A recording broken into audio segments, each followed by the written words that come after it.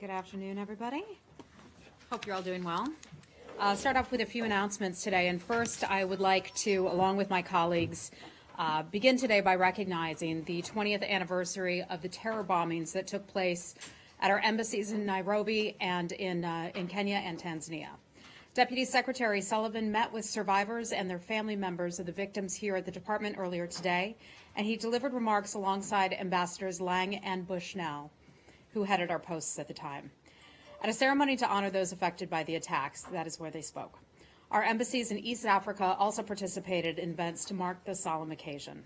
Secretary Pompeo issued a statement earlier today saying, "We will never forget the legacy of those who perished, nor the courage, bravery, and valor of all who survived. As we honor the memory of lost colleagues, family members, and friends, we must remind ourselves that the depravity of terrorists must never outshadow the bravery and heroism of those on the ground that day, and the closer partnerships that we've developed with the people of Kenya and Tanzania." And both of their ambassadors were here at the event earlier today. As horrific as those attacks were, they only served to increase the bonds between the people of Kenya, Tanzania, and the United States as we worked together to rebuild our embassies and heal our wounds and bring to justice those perpetrators. So we mark this day thinking of our colleagues and our family members and their family members who died 20 years ago or were injured. Next, as you all know, the Secretary traveled to Indonesia, Singapore, and Malaysia last week for bilateral and multilateral meetings to advance the security of the United States and the region, and to underscore our support for a rules-based order, reaffirm our commitment to friends and allies, and demonstrate the robust engagement in the Indo-Pacific. In Singapore, the Secretary outlined the security pillar of the administration's Indo-Pacific strategy and announced nearly $300 million in additional funding intended for South and Southeast Asia. We've gotten a lot of questions about this, so I just wanted to highlight some of what is involved in that program. There's been a lot of interest in this. The funding represents a significant investment in our security relationships with Bangladesh, Indonesia, Mongolia, Nepal, the Pacific Islands, the Philippines, Sri Lanka, Vietnam, and others. The investment focuses on 4 key areas that are critical to ensuring a free, open, and rules-based order in the Indo-Pacific region.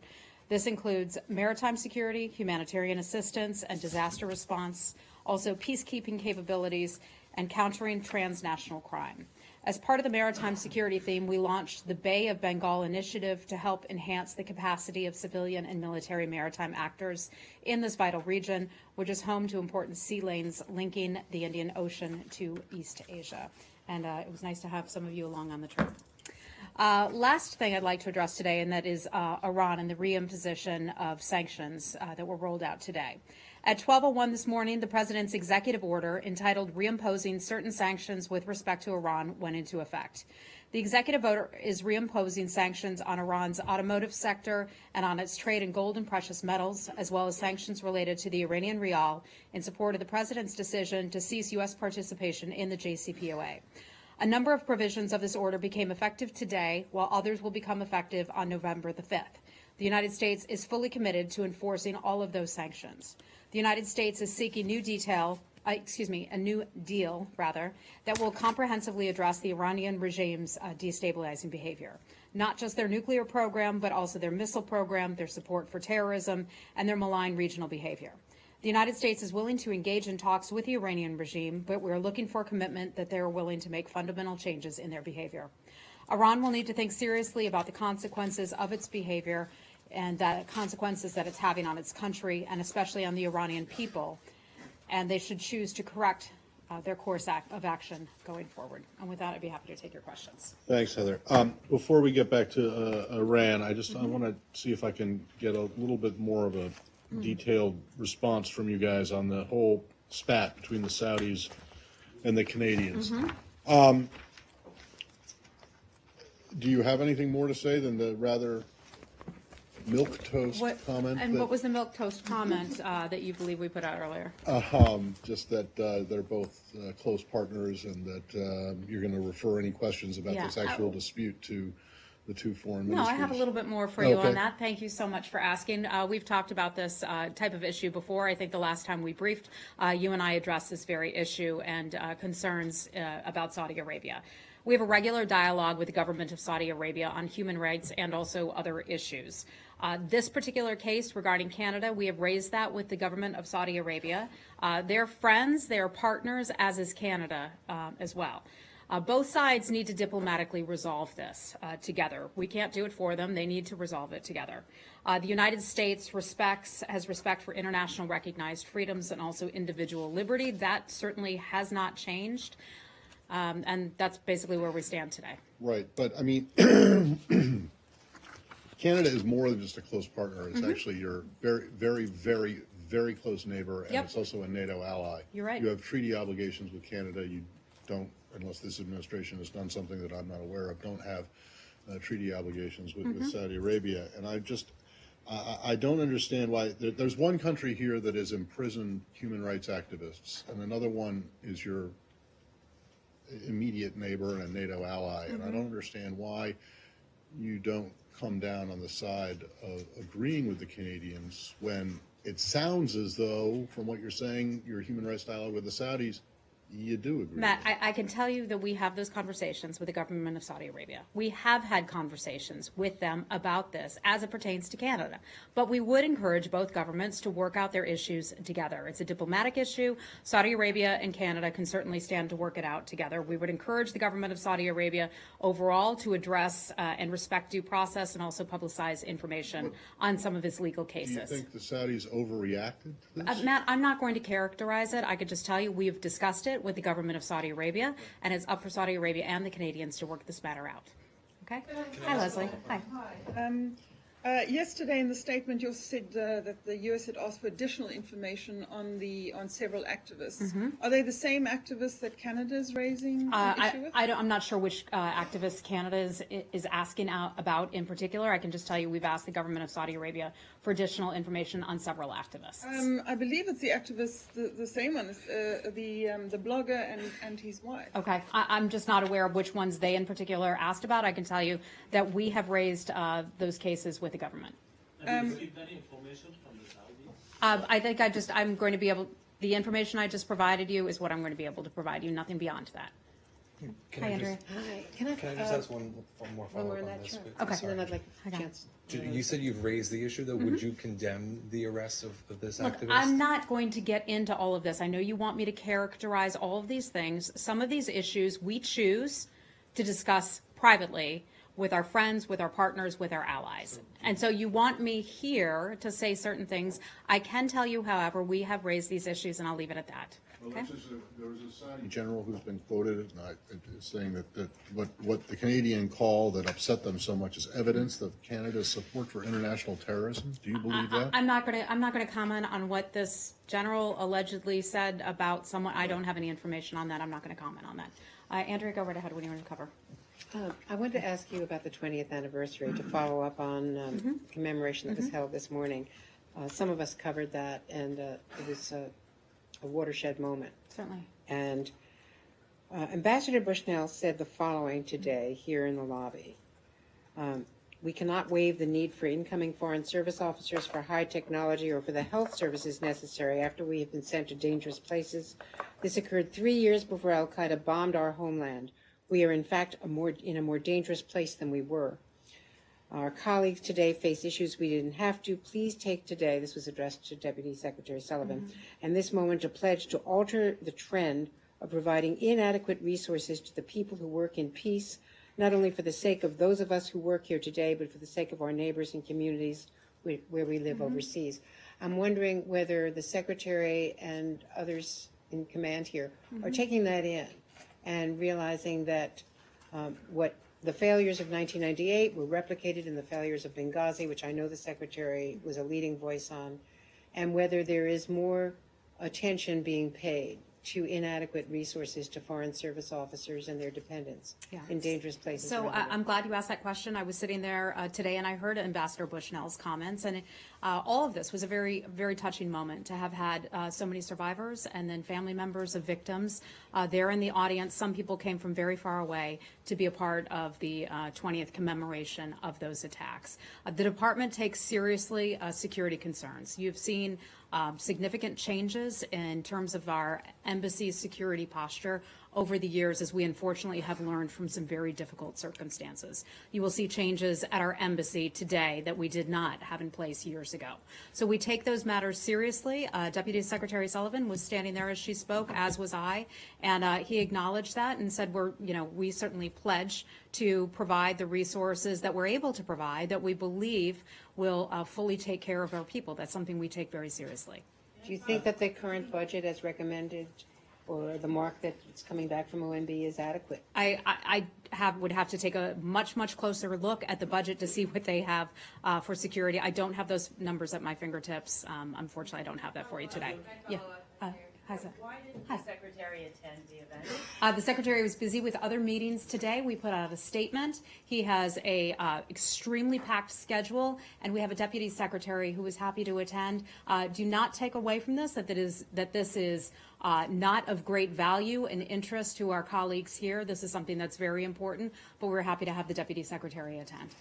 And the Secretary put out a statement this morning. On Turkey, Yes. have you reached an agreement with the Turks regarding Pastor Bronson? And who will the Turkish delegation meet in DC? If we had reached any type of agreement, I think you'd see Pastor Brunson back here at home along with the other American citizens. I don't have any announcements for you on that today. I can tell you that the Secretary spoke yesterday with the foreign minister from Turkey. They had a conversation. I just don't have any details to read out from that conversation. Excuse me, yesterday. They spoke yesterday. And who will the Turkish delegation meet? You know, I've seen reports about that. I can't confirm any of that, and we just don't have any meetings or anything to announce at this time.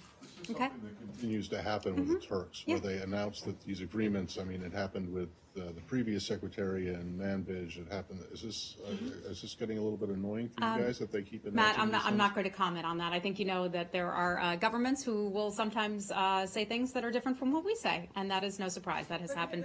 That has happened time and time again. Heather, do you feel as a that, general matter. Do you feel that there was progress, or there is progress being made with the Turks to stave off further sanctions? You know, I can't comment on sanctions. You know, that's obviously something that the Vice President had discussed about a week and a half ago or so.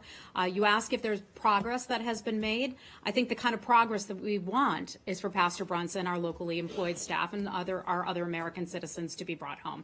That's the real progress that we're looking for, and obviously we're not there just yet. Do you feel that he's closer to coming home, or is it just nothing? I'm not going to comment. I'm not going to comment on that, but I think it's certainly a good thing that the Secretary and the Foreign Minister were able to have a phone call yesterday. Hi, Lori, go right ahead. Yeah, Secretary Pompeo said when he was leaving Jakarta that he was optimistic about Pastor Brunson, or leaving Singapore. Where was he leaving? I'm not sure he actually used that word, but you know, look, we're working hard on this. It's an important matter to everyone, I think, in the U.S. government, including Congress as well, and here at the State Department in particular. So we're working hard on this case, and when we have news to bring you, I will certainly bring it to you, gladly. But since then, President Erdogan spoke strongly. They imposed sanctions. Has his optimism, or whatever the word was, diminished since that point? Oh, they had a chance to speak when they were in Singapore. They had a phone call yesterday, and I'm just going to leave it at that, okay? When I have something to tell you, I certainly will. Would you still say that, thanks, that things are moving in the right direction at least, or would you say that it's stalled at this I think moment? having a phone call is certainly a good sign. I think having a conversation certainly cannot hurt, and that's why we believe that dialogue is something important to have. I don't have anything more for you on Pastor Brunson or the other American citizens, any updates on their cases. I will be more than happy to tell you when we do. Okay? Move on to North Korea quickly. Wait, hold on. This is the call me maybe diplomacy. The what? Call me maybe diplomacy. We're talking about. Yeah. Are the Turks still demanding the exchange for cleric Gulen? I haven't seen anything recent on that. Would that be even considered by this administration? Look, I think that would be a matter of extradition, which is something that we don't comment on. That would be a Department of Justice matter. I've not seen anything on that. I've not seen that brought up recently at all, Andrea. I want to just be clear about that. Hi, Say. How are you? I just want to move to the Palestinian Sure. issue very quickly. Yesterday or the day before yesterday, a news report suggested that the team is looking to expand. You know, the Kushner Greenblatt team is looking to expand, and they're looking to the State Department for specialists in negotiation, the economic and so on. Could you share with us whether you have been contacted by the State Department on this issue, or are you providing any expert I think that was Matt's story, right? Matt, was that your I story? had part of Oh, it. he had part of the story. Sorry. We don't have any staffing announcements at this point right now. Okay, so are you coordinating with them? Are you going to look into areas maybe to reignite negotiations or a large team? Well, I think we would always Got it. like to be able to do more on negotiations. That is largely being handled by Mr. Kushner and Mr. Greenblatt. We work closely with them, of course, and I think everybody would like to see progress on that front. And very quickly, there was a report in Foreign Policy that the Trump allies sought to destroy UNRWA because they feel that it hindered the peace process. It did not, help the Palestinian refugees. It kept them in limbo and so on. Is that the feeling in this building? Are you giving the White House advice on this, on how to handle UNRWA, or are you also agreeing with them that the organization should cease to exist? Saeed, I can just tell you that the State Department and the White House, also the NSC, are all having conversations about our position with respect to UNRWA. We don't have any decisions or anything to announce at this point, and when I do, I will let you know. Okay? Go ahead. Yep. Quick questions. You probably heard John Bolton today speaking on the subject in interviews, and he's saying that North Korea has not taken the steps that the U.S. would like to see, which I think is obvious to most people. But days ago, when the Secretary was testifying on Capitol Hill, he was telling senators that he felt that there was progress. So how would you characterize where the situation stands right now? Yeah, I mean, I think, first of all, when we reflect on our trip that we recently went on to ASEAN in Singapore, the Secretary had many bilateral and multilateral conversations with many nations there. The resounding theme coming out of those meetings was thanks to the United States for its leadership, thanks to President Trump for his leadership on this issue.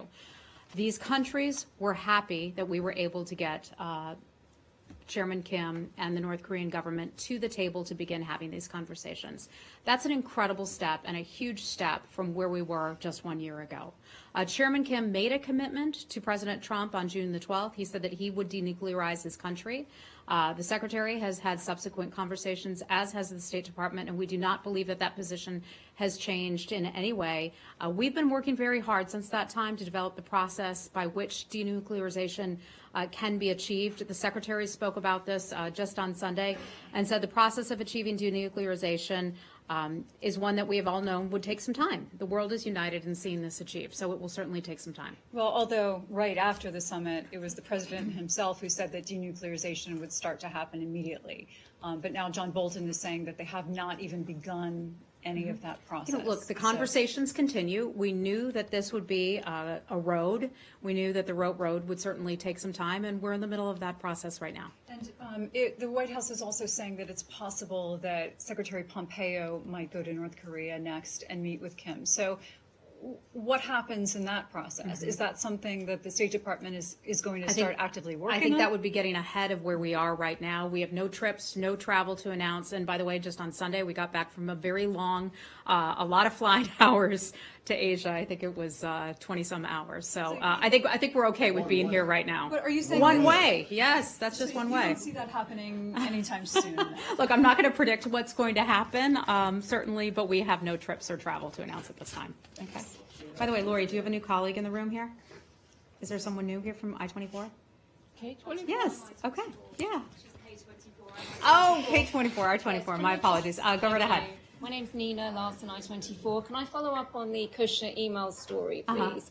Kushner said explicitly he thought that UNRWA was an impediment to the peace process. What's the State Department's stance on this? Yeah, look, part of the difficulty, I think, and we have discussed this extensively here at the State Department, is that UNRWA is a program that has lacked a good revenue funding stream that does not just rely on the United States for very many years. The United States has called on, as has Ambassador Haley, for UNRWA to restructure it. That's our piece of it. That's what our piece talks about.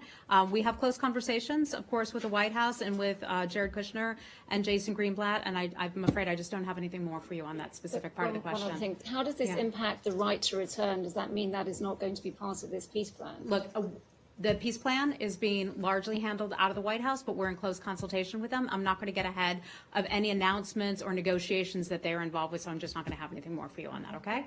Okay, yeah, go ahead. On that subject, there was a story, I believe in the FT the other day, that said that the peace plan has basically been sidelined because of Sunni Arab concerns about the Jerusalem embassy move, and that has removed any impetus for them to be supportive of the larger plan of Kushner-Greenblatt. Yeah, I have not seen that story, so I don't want to comment on that. I've not seen it. I'm not aware of that. Okay. Hi, how are you? Yeah. Just a quick one. Do you have a reaction to North Korea's foreign minister just visited Iran on the same day the United States... I'm sorry, say it again. About his what? The North Korean foreign minister just visited Iran, then, and they had a official meeting yesterday. Although there's no formal readout of the meeting, but I'm wondering what's the reaction to it on the same day the United States just reimposed the sanction. Yeah, I certainly saw the reports. We've seen the reports that he was supposedly traveling to Iran as a government. I don't know that we can confirm it. I don't know. I think those are just media reports right now. If we can confirm it and have something for you on that, I'll let you know. Okay. On Iran, Hi. again. Yes. Hi, Heather. I'm Gita with Voice of America Persian Service. Oh, hi. Nice to meet you. Nice to meet you as well. Going back to your statement on the sanctions on Iran, you said Iran needs to think about the consequences of its actions on its people. At the same time, on different occasions, and again at the outset of this announcement of the renewal of the sanctions, the U.S. administration has said that it stands with the Iranian people who are demonstrating against the country's mainly economic situation. How do you square these two? You're saying Iran needs the sanctions obviously impact the general population first and foremost. So how does the U.S. want to stand? I would say let's keep the focus on where it belongs, and that is the Iranian regime.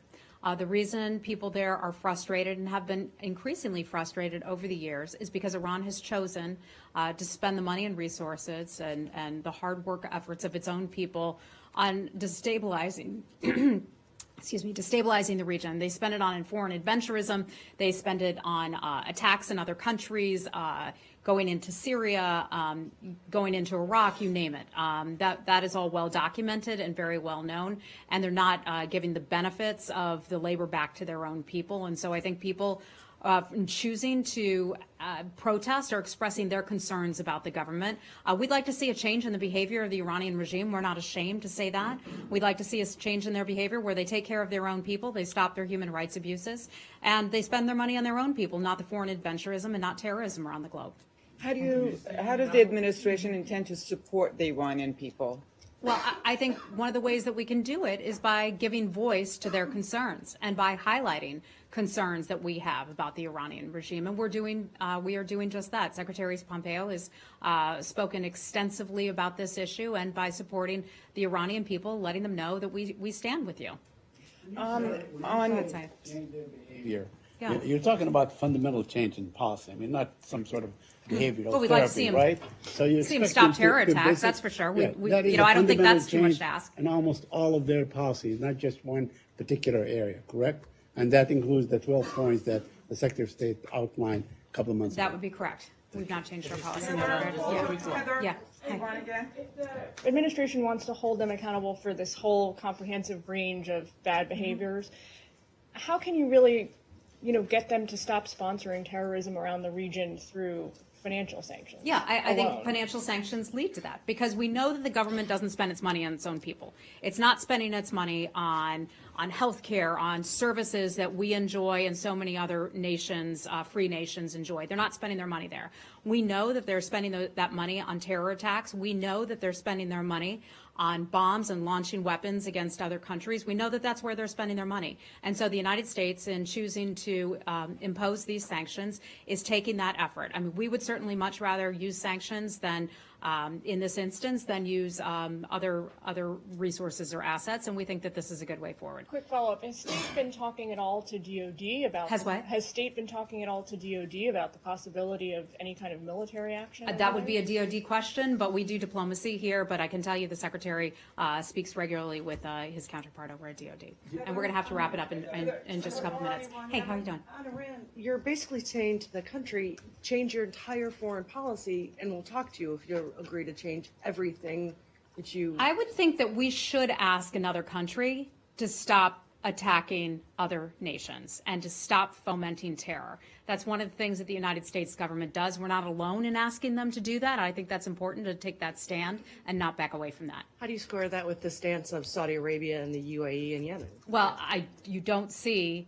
I'm sorry, what do you mean by that? Well, you're just saying that you don't have any problem telling a country how to conduct its foreign policy. Yep. But you're siding with Saudi in Yemen.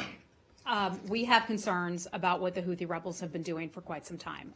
That is well documented. They have been terrible and conducted many attacks against their own against the people of Yemen. We've seen what has happened at the port there, the Hudaydah port, and the inability to have a good free flow of goods coming in. And Saudi Arabia certainly has a right to try to take out some of those bad actors. That's something that they have a right to do, and we support that. Okay, and I'm going to have to wrap it up. So, final question. One more. Hi, ma'am. What is your Hello. name? My name is Sylvie Lantôme from AFP. Okay, welcome. Yeah, thank you. A lot of new faces here. There is another anniversary today. 10 years ago, Russia invaded some parts of Georgia, and I wanted to know if you have a comment on that. Yeah, I believe that the NSC put out a statement on that very anniversary today, or the White House did. Our position on the Russian-occupied Georgia regions of Abkhazia and also South Ossetia is unwavering. That remains unwavering today. The regions are part of Georgia. They are not part of Russia, and the United States continues to support Georgia's sovereignty, its independence, and also its territorial integrity within the internationally recognized borders. This is a policy that has not changed. I'm glad you asked about it because it gives us the opportunity to state this once again, that the United States urges Russia to withdraw its forces to the pre-invasion war positions per the 2008 ceasefire agreement. And if I can follow up, would the U.S. support Georgia to join NATO? Well, that's something that NATO took a decision about that at the Bucharest summit, I believe it was back in 2008, that Georgia will become a member of NATO. I know there's certain things that have to be done. I don't have any additional details on that, but my understanding is that is in train right now. Did this come up in Helsinki? Did the president raise this issue with Vladimir Putin? I'm not sure. I can't speak to that. I'd have to refer you to the White House on that. Okay. Heather, do you have anything on a critically ill political prisoner in Bahrain named Hussein Mushin? I do not, but I can certainly look into Can that you? and see if I can Thank get you. and see if I can get that for you. Okay, everybody, thanks a lot. We'll see you real soon.